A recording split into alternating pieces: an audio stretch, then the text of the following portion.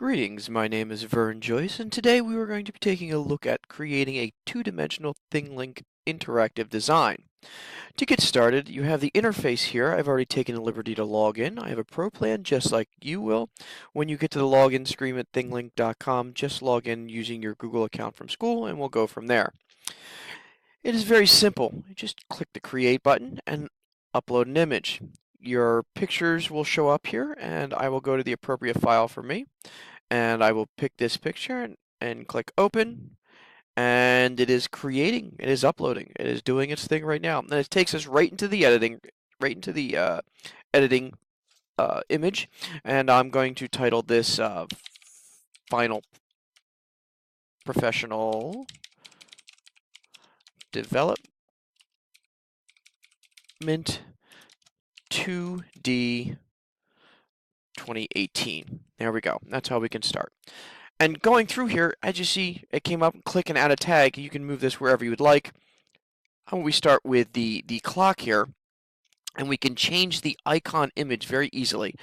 It comes up, as you can see on the left-hand side. There's a whole menu of images that come up that are built into Thinglink. All kinds of different types of social media links, letters, arrows, anything you can, anything that you can think of. You can upload your own, but for today we're just going to use the standard ones that Thinglink provides. It came up with a play button. I think I'm going to change that to this red circle. You can put a link address in here, so you can link this to anything you can think of. It's very simple. How about we link this to reddit.com, and the image will bring that up. The front page of the internet, that's Reddit's tagline, and you can leave that in there. It is very intuitive, very easy program to use. You can link to other images, you can link to videos, you can link to all kinds of things. Okay, so what we're going to do, let's change that from reddit.com to iste.org, and that is a epicenter of EdTech. What I want to show you here is we're going to change the image. So we can add an image to this read box right here. So we're going to change the image, and we're going to upload that. And as it uploads, it's going to, there you go. You can see that it has an explanation that comes from the top, the header of the website, and ISTE, and you have both. Now you can do this with any website. You can change this this design anywhere, or this explanation, with anything you would like. You can add links in, you can do anything. I'm just using ISTE as an example here. You can also change the layout of that very easily by clicking that button. We've switched the ISTE from one side to another.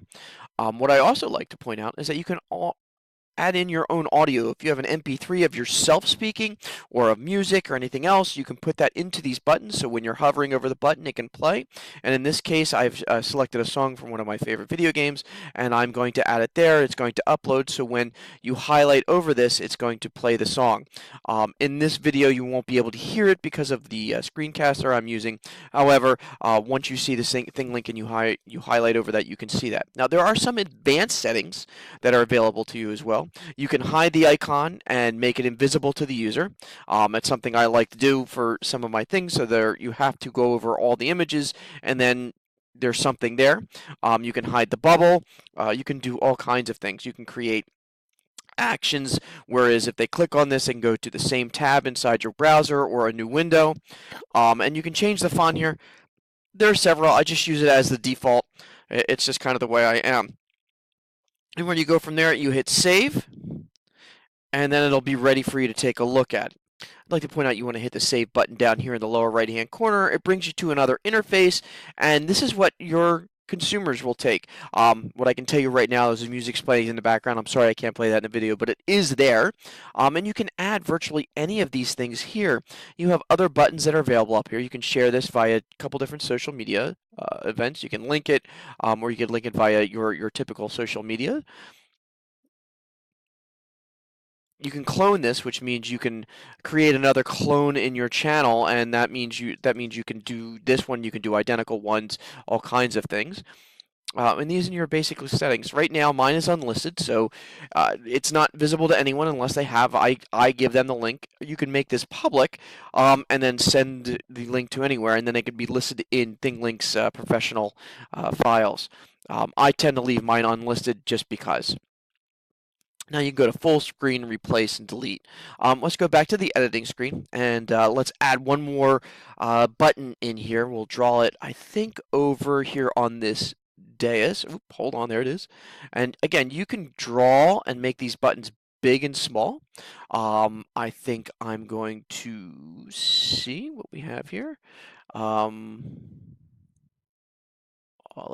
me get a different icon because I like icons. I will put a person icon over that. And there you go. And let me see if I can upload an image from my file here. I'm going to update an UN logo. And there you go. Again, it's very simple. It's very user-friendly. We'll save this. That saves the button. And then this saves the image completely. And again, you can just scroll over it right there and scroll over that right there, and it's very simple and very user-friendly. It can become quite in-depth and in detail as you add more and more things to this. And again, you can add video to play in line. You can have it open up in another page. It is really only dependent on what your imagination is. The interface is very basic. It looks very basic, but it's very strong in its depth. And that's what I really want to impart to all of you, is that the depth that you can do is only limited by what you can think of. Don't let this classroom setting that I use as an image to be limiting. You can virtually use any image that you can find out there.